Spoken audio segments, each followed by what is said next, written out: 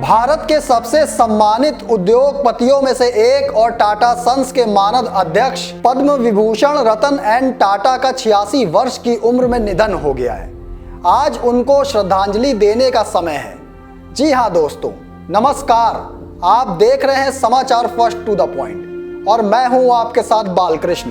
रतन टाटा एक महान शख्सियत जो अपने जीवन के अंतिम क्षणों में मुंबई में मौजूद थे।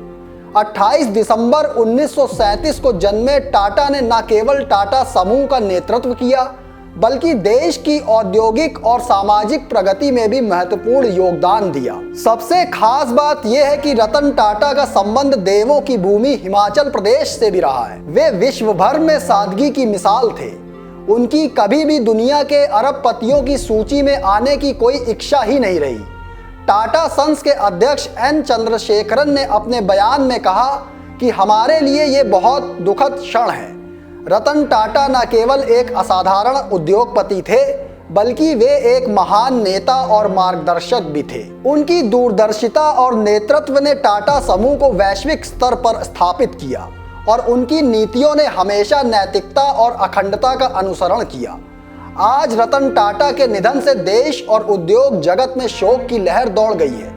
उनकी परोपकारी पहलों ने शिक्षा और स्वास्थ्य जैसे क्षेत्रों में लाखों लोगों का जीवन बेहतर बनाया। हिमाचल प्रदेश की राजधानी शिमला से भी भारत के दिग्गज उद्योगपति रतन टाटा का गहरा संबंध रहा है। रतन टाटा ने अपनी शिक्षा शिमला के प्रतिष्ठित बिशप कॉटन स्कूल से की।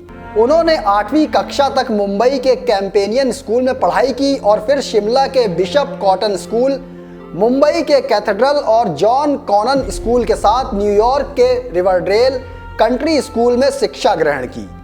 बिशप कॉटन स्कूल की स्थापना 1859 में की गई थी। ये एशिया महाद्वीप के सबसे बड़े स्कूलों में से एक माना जाता है। बिशप कॉटन स्कूल का 35 एकड़ में फैला परिसर शिमला से लगभग 4 किलोमीटर दूर स्थित है। स्कूल प्रबंधन के अनुसार 1950 के दशक में टाटा परिवार के सदस्य नियमित रूप से यहां आते थे। हालांकि ये भी माना जाता है कि रतन टाटा के चचेरे भाई इस स्कूल में पढ़े थे, जिसके बारे में प्रसिद्ध लेखक रस्किन बॉन्ड ने अपने संस्मरणों में भी जिक्र किया है। रतन टाटा भारत के सबसे प्रभावशाली उद्योगपतियों में से एक थे।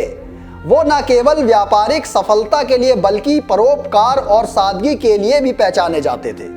भले ही उनके नेतृत्व में टाटा समूह ने 30 से अधिक कंपनियों के साथ वैश्विक विस्तार किया, लेकिन वो कभी भी दुनिया के अरबपतियों की सूची में स्थान पाने की इच्छा रखते ही नहीं थे। उनके लिए व्यक्तिगत संपत्ति से ज्यादा समाज के प्रति योगदान और जनसेवा ही महत्वपूर्ण थी।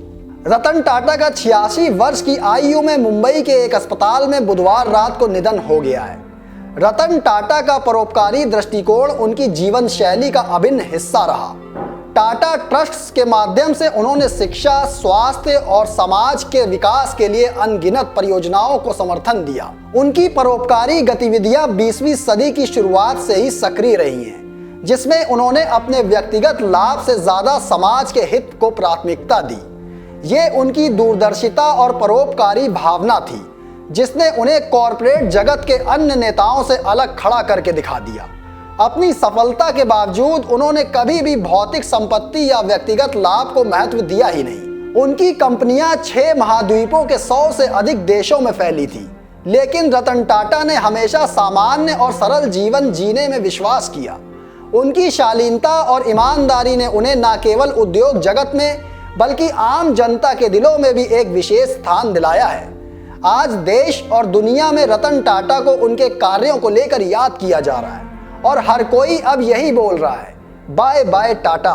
दोस्तों, फिलहाल मुझे दीजिए इजाजत, फिर मिलेंगे एक और स्पेशल रिपोर्ट लेकर। लेकिन कमेंट बॉक्स में आज देश के सबसे सम्मानित उद्योगपति रतन टाटा को आप श्रद्धांजलि देना ना भूलिएगा, क्योंकि ऐसे उद्योगपति बहुत कम देखने को मिलते हैं। धन्यवाद।